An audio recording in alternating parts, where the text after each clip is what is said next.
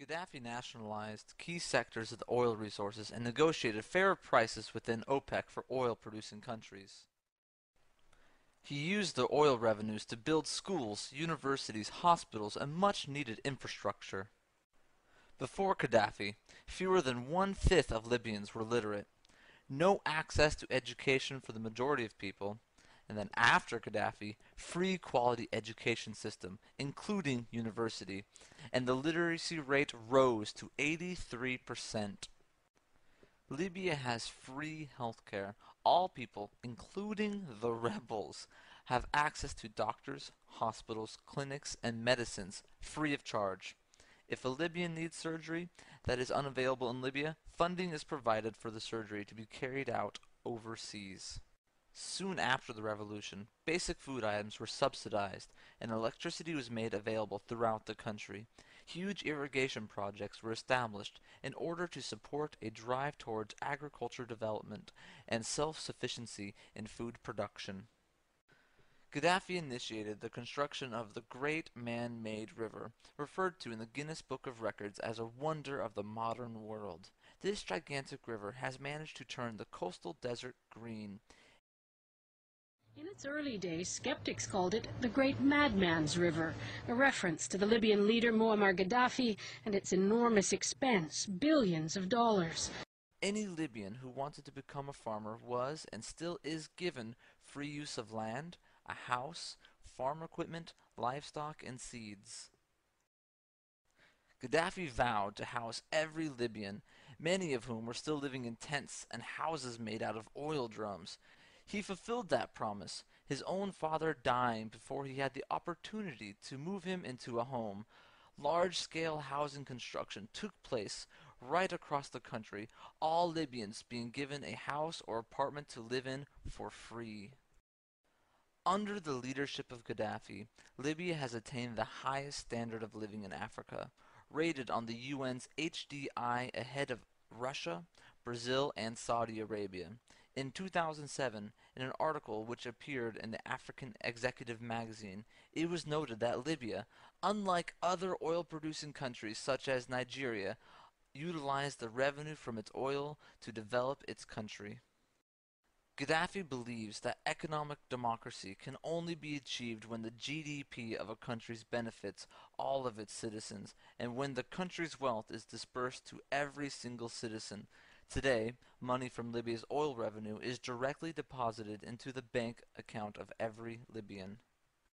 Gaddafi is dedicated to the emancipation of Libyan women, encouraging them to participate in all aspects of political life. The revolution ensured that women gained full access to education and has actively encouraged acceptance of female paid employment. Libya is a very traditional society, and these moves by Gaddafi have been met with stiff resistance, especially by the forces in Benghazi. He opposed the U.S. invasion of Iraq and condemned those Arab leaders who supported the so-called coalition of the willing, earning the wrath of the Saudi monarchy when he said that the Kaaba was under the yoke of American occupation, and questioned what meaning the Hajj has for Muslims as long as the American occupation of the sacred house of God continues. In October of 2010, Gaddafi was the first and only leader in the Arab world to formally apologize for the Arab role in the trade and capture of Africans. This infuriated Arab leaders, disgruntled with the arrogance of the Arab leaders and the continual thorn in their side, as he openly criticized their hypocrisy and servitude to Western imperialism. Gaddafi became isolated in the Arab world. He called on the African Union to give representation to Africans in the U.S., Europe, the Caribbean, and South America. In a recent speech, he said, "From now on, by the will of God, I will assign teams to search, investigate, and liaise with the Africans in Europe, and to check their situations. This is my duty and role towards the sons of Africa. I am a soldier for Africa. I am here for you, and I work for you. Therefore, I will not leave you, and I will follow up on your conditions." One of Gaddafi's most controversial and difficult moves has been his determined drive to unite Africa with a shared vision for the true independence and liberation of the entire continent. He has contributed a great deal of his time, energy, and large sums of money to this project. When war broke out in Uganda, the Congo, Ethiopia, and Eritrea, Gaddafi negotiated ceasefires, part of his long-held dream of creating a unified continent called the United States of Africa. While the Libyan revolution has irritated the West since its inception, and although they never forgave Gaddafi for nationalizing Libya's oil, the most worrying move has been his call for the unification of Africa. After years of tireless effort on the part of Gaddafi and the Libyan revolutionary movement, the idea of a United States of Africa is gaining real momentum and support on the continent. In 1982, the World Mathaba was established in Libya. Mathaba means a gathering place for people with a common purpose. The World Mathaba brought together revolutionaries and freedom fighters from every corner of the globe to share ideas and develop their revolutionary knowledge.